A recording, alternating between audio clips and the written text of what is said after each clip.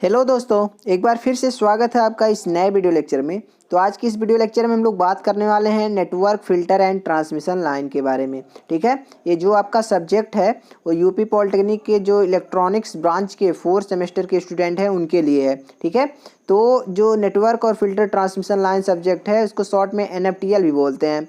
तो इसके बारे में हम लोग देखेंगे 20 मोस्ट इम्पॉर्टेंट क्वेश्चन। ठीक है, जो कि MCQ टाइप में ऑब्जेक्टिव टाइप के क्वेश्चंस हैं।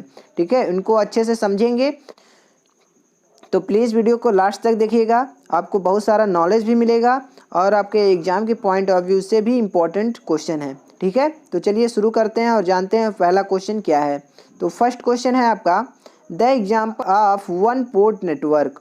वन पोर्ट जो नेटवर्क होता है उसका एग्जाम्पल कौन सा है। तो सबसे पहले मैं आपको बता दूं वन पोर्ट नेटवर्क क्या होता है। जैसे मान लेते हैं ये आपका नेटवर्क है, तो ऐसा नेटवर्क जिसमें सिर्फ एक ही पोर्ट हो, चाहे इनपुट पोर्ट हो चाहे आउटपुट पोर्ट हो। ठीक है, इनपुट पोर्ट भी हो सकता है या फिर आउटपुट पोर्ट भी हो सकता है। तो ऐसे नेटवर्क को हम लोग वन पोर्ट नेटवर्क कहते हैं जिसमें सिर्फ एक ही पोर्ट होता है। तो आपका जो फर्स्ट ऑप्शन दिया हुआ है मोटर, सेकेंड ऑप्शन आपका जनरेटर, थर्ड ऑप्शन है आपका both A and B, fourth option है आपका नन ऑफ द एबव। तो ऑप्शन नंबर जो आपका सी है वो बिल्कुल सही ऑप्शन है, बोथ A एंड B। आपका जो मोटर है ये भी आपका वन पोर्ट नेटवर्क है और जो जनरेटर है वो भी आपका वन पोर्ट नेटवर्क है। ठीक है ना, तो ऑप्शन नंबर जो सी है वो बिल्कुल सही ऑप्शन है, बोथ A एंड B। इसके बाद हम लोग समझते हैं सेकेंड क्वेश्चन क्या कह रहा है, how many variables in two port network.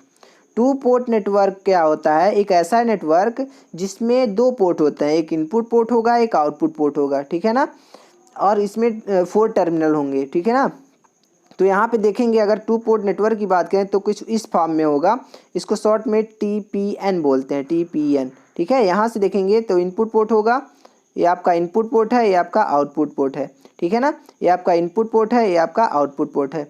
तो यहाँ पे पूछा गया है कि जो इनपुट पोर्ट है जो आउटपुट पोर्ट है उसमें कितने कितने वेरिएबल्स होंगे, या फिर जो टू पोर्ट नेटवर्क है उसमें टोटल कितने वेरिएबल्स होंगे।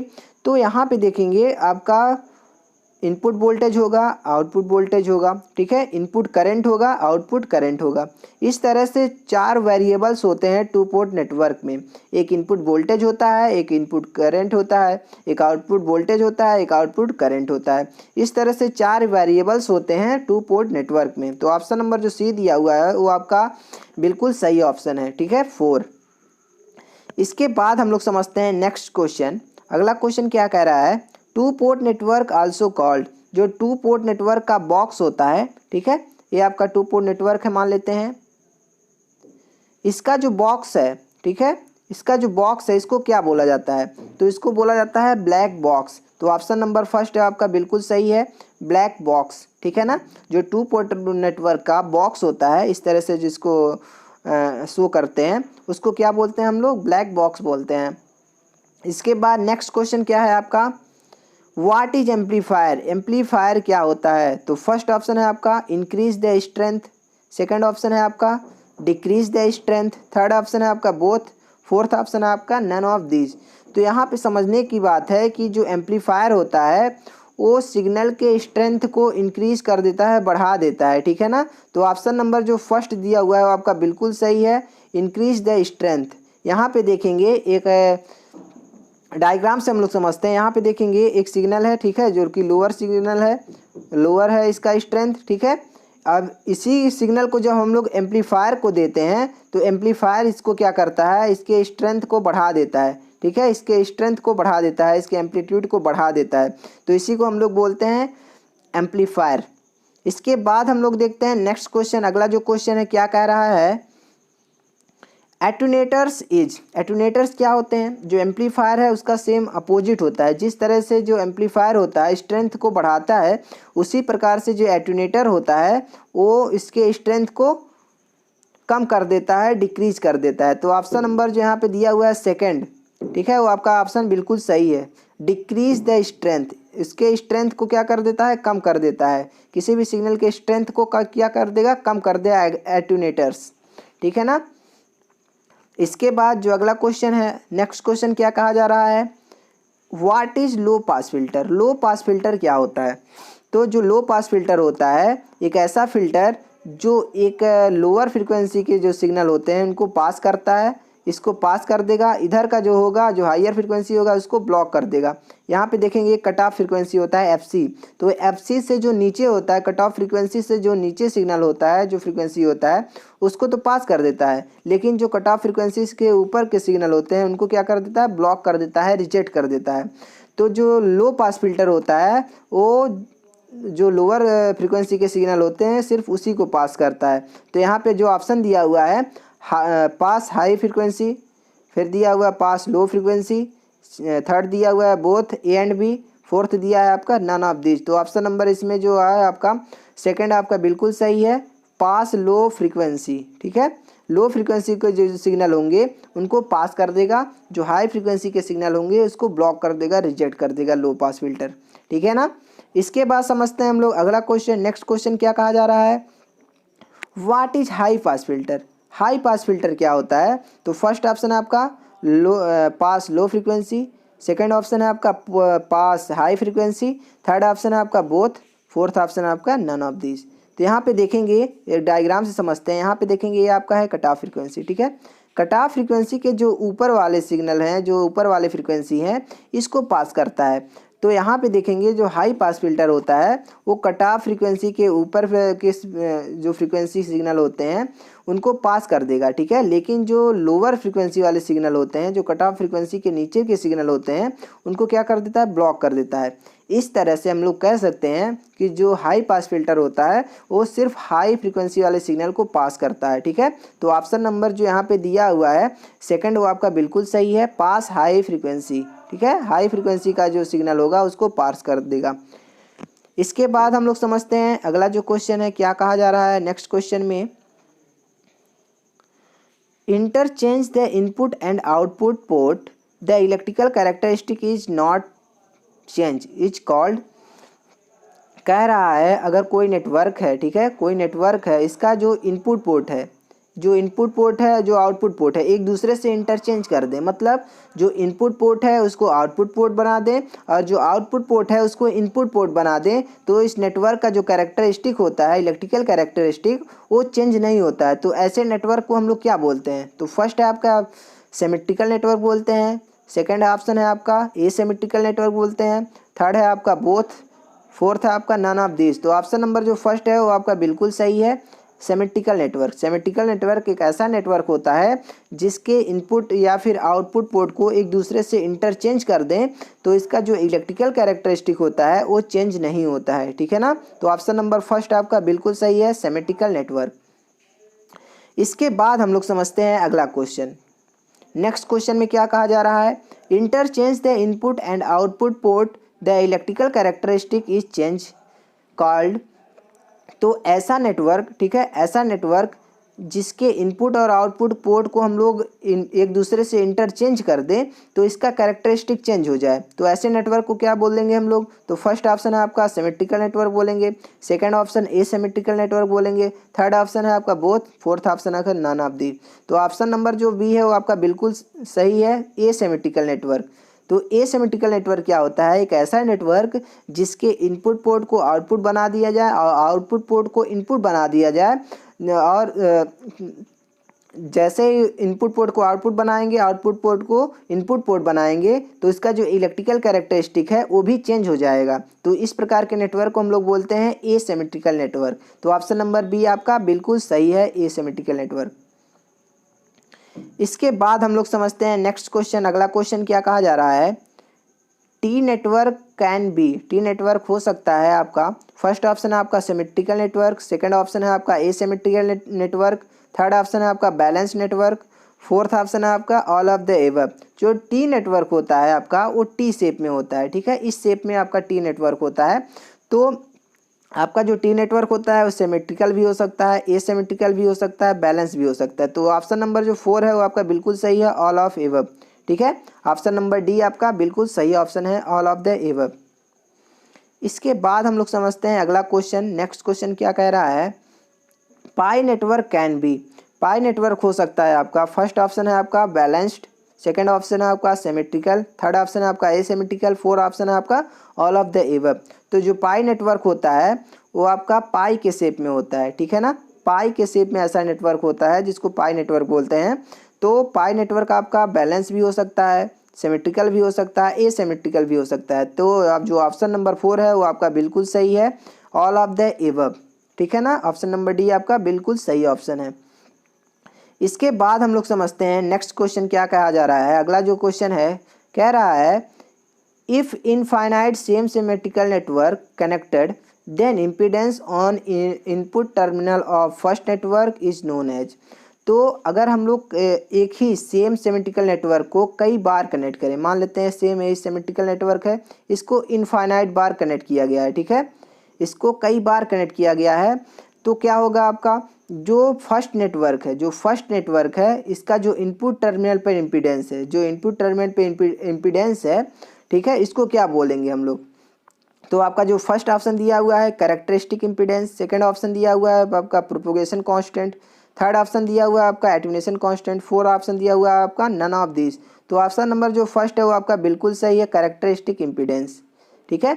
तो कैरेक्टरिस्टिक इम्पीडेंस एक ऐसा इम्पीडेंस होता है कि अगर हम लोग सेम सिमेट्रिकल नेटवर्क को इनफाइनाइट तक कनेक्ट करें, मतलब कई सारा सेम सिमेट्रिकल नेटवर्क को एक दूसरे से कैस्केड करें, कनेक्ट करें, तो क्या होगा आपका जो फर्स्ट नेटवर्क हम लोग कनेक्ट किए हैं, यहाँ पे देखेंगे जो फर्स्ट नेटवर्क हम लोग कनेक्ट किए हैं इसका जो इनपुट टर्मिनल है, इनपुट टर्मिनल पे जो इम्पीडेंस होगा, ठीक है, उसी को क्या बोलेंगे हम लोग, कैरेक्टरिस्टिक इम्पीडेंस बोलेंगे।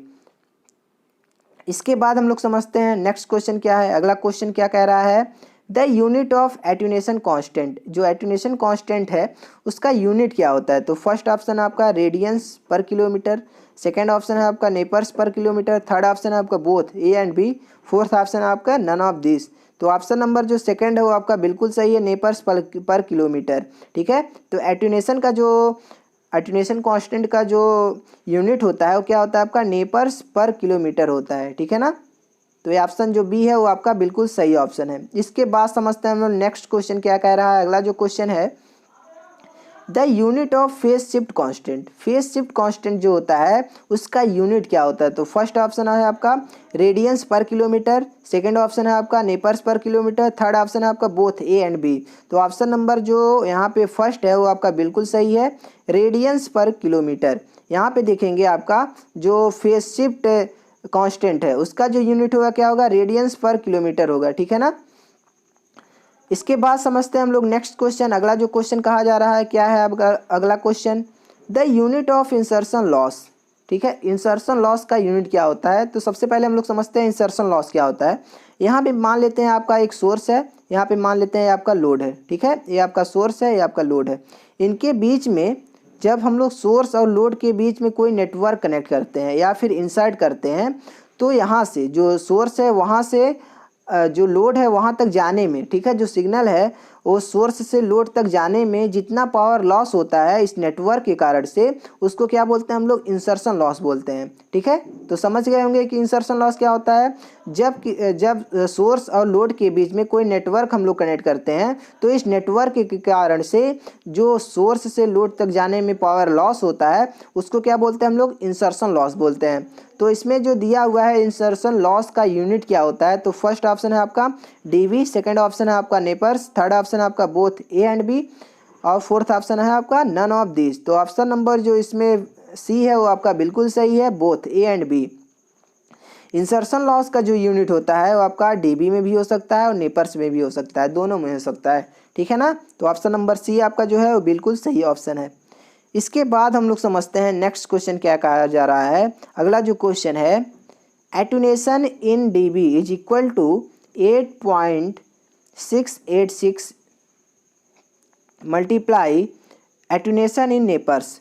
तो जो एटेन्यूएशन इन डीबी है उसको डी से रिप्रेजेंट करते हैं और जो एटेन्यूएशन इन नेपर है उसको एन से रिप्रेजेंट करते हैं। तो इसका एक फार्मूला आता है आपका डी इक्वल टू होता है 8 इंटू 8.686 इंटू एन, ठीक है, ये आपका फार्मूला होता है।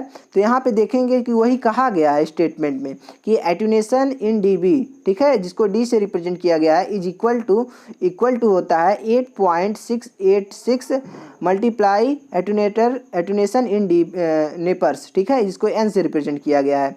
तो आपका एक इक्वेशन है जो बिल्कुल ही सही है। ये आपका एक फार्मूला है जो बिल्कुल ही सही है, जो कि रिलेशन बताता है आपका एटुनेशन जो है वो डीबी में कितना है और जो एटुनेशन है वो नेपर्स में कितना है, इनके बीच में रिलेशन बताता है ये जो फार्मूला है, ठीक है। तो ऑप्शन जो स्टेटमेंट दिया हुआ है वो आपका बिल्कुल ट्रू है। तो ऑप्शन नंबर फर्स्ट आपका बिल्कुल सही आंसर है, ट्रू, ठीक है ना। इसके बाद हम लोग समझते हैं अगला जो क्वेश्चन है, क्या कह रहा है अगला जो क्वेश्चन है। अगला क्वेश्चन कहा जा रहा है कि एटुनेशन इन नेपर्स, जिसको एन से रिप्रेजेंट करते हैं, is equal to 0.115 multiply attenuation in dB, ठीक है। कह रहा है कि जो एन होता है इक्वल टू होता है 0.115 इन मल्टीप्लाई डी, ठीक है ना। तो ये भी आपका इक्वेशन सही है, ठीक है। ये भी आपका रिलेशन बताता है किसके बीच में, एटुनेशन इन नेपर्स और एटुनेशन इन डीबी, इसके बीच में रिलेशन ये भी आपका फार्मूला बताता है। एन इक्वल टू होता है 0.115 मल्टीप्लाई डी, ठीक है। तो आपका इक्वेशन ये भी आपका सही है। तो ऑप्शन नंबर जो फर्स्ट दिया हुआ है ट्रू, ठीक है। तो ऑप्शन नंबर फर्स्ट आपका बिल्कुल सही आंसर है, ट्रू। इसके बाद समझते हैं हम लोग नेक्स्ट क्वेश्चन। अगला जो क्वेश्चन कहा जा रहा है, क्या है अगला क्वेश्चन, द यूनिट ऑफ एटुनेशन, एटुनेशन का यूनिट क्या होता है। तो फर्स्ट ऑप्शन है आपका नेपर्स, सेकंड ऑप्शन है आपका डीबी, थर्ड ऑप्शन है आपका both A and B, fourth option है आपका नन ऑफ दीज। तो यहाँ पे देखेंगे कि जो ऑप्शन नंबर आपका सी है वो बिल्कुल सही आंसर है। एटुनेशन का जो यूनिट होता है वो बोथ होता है, ठीक है। एटुनेशन जो होता है नेपर्स में भी हो सकता है और डीबी में भी हो सकता है। इससे पहले दोनों हम लोग इक्वेशन देखे हैं, दोनों फार्मूला देखे हैं। तो यहाँ पे देखेंगे कि आपका डीबी में भी हो सकता है एटुनेशन और नेपर्स में भी हो सकता है एटुनेशन। तो ऑप्शन नंबर जो सी है वो बिल्कुल सही ऑप्शन है, बोथ ए एंड बी। इसके बाद समझते हैं अगला जो क्वेश्चन है। नेक्स्ट क्वेश्चन क्या कहा जा रहा है, अगला जो क्वेश्चन है, input and output resistance of symmetrical attenuators is equal. कह रहा है कि जो सिमेट्रिकल एटुनेटर है उसका इनपुट इम्पीडेंस और आउटपुट इम्पीडेंस का है या फिर रेजिस्टेंस का है, सेम बात है। तो जो सिमेट्रिकल एटुनेटर्स है उसका इनपुट और आउटपुट रेजिस्टेंस इक्वल होता है, सेम होता है। तो ऑप्शन में फर्स्ट दिया है यस, सेकंड में दिया है नो। तो जो सिमेट्रिकल एटुनेटर्स होता है उसका जो इनपुट रेजिस्टेंस होता है और जो आउटपुट रेजिस्टेंस होता है और सेम होता है, ठीक है, इक्वल होता है। तो इसलिए जो ऑप्शन नंबर फर्स्ट है वो आपका बिल्कुल सही है, यस। सिमेट्रिकल एटुनेटर्स का इनपुट और आउटपुट रेजिस्टेंस सेम होता है, ठीक है ना, इक्वल होता है। इसके बाद समझते हैं हम लोग नेक्स्ट क्वेश्चन। अगला क्वेश्चन क्या कहा जा रहा है, input and output resistance of asymmetrical attenuator is equal. कह रहा है कि एसिमेट्रिकल जो एटुनेटर है उसका भी जो इनपुट और आउटपुट रेजिस्टेंस होता है सेम होता है। तो ऑप्शन नंबर जो बी है वो बिल्कुल सही है, नो, नहीं, ठीक है ना। क्योंकि जो एसिमेट्रिकल एटुनेटर होता है उसका इनपुट इम्पीडेंस या फिर input resistance not equal to होता है आउटपुट रेजिस्टेंस, ठीक है। तो यहाँ पे दिया हुआ है इक्वल टू दिया हुआ है, इसलिए जो स्टेटमेंट यहाँ पे दिया गया है वो बिल्कुल गलत है। तो ऑप्शन नंबर जो बी है वो आपका बिल्कुल सही ऑप्शन है, नो, ठीक है ना। यही था आपका मोस्ट इम्पॉर्टेंट 20 जो कि NFTL सब्जेक्ट से था। तो आई होप यह वीडियो लेक्चर आपको अच्छे से समझ में आया होगा। तो प्लीज़ वीडियो को अपने दोस्तों के पास ज़रूर शेयर कीजिएगा ताकि उनका भी इस वीडियो से हेल्प हो सके। इस वीडियो को बनाने का सिर्फ एक ही पर्पज़ है ताकि एक दूसरे की हेल्प किया जा सके, ठीक है।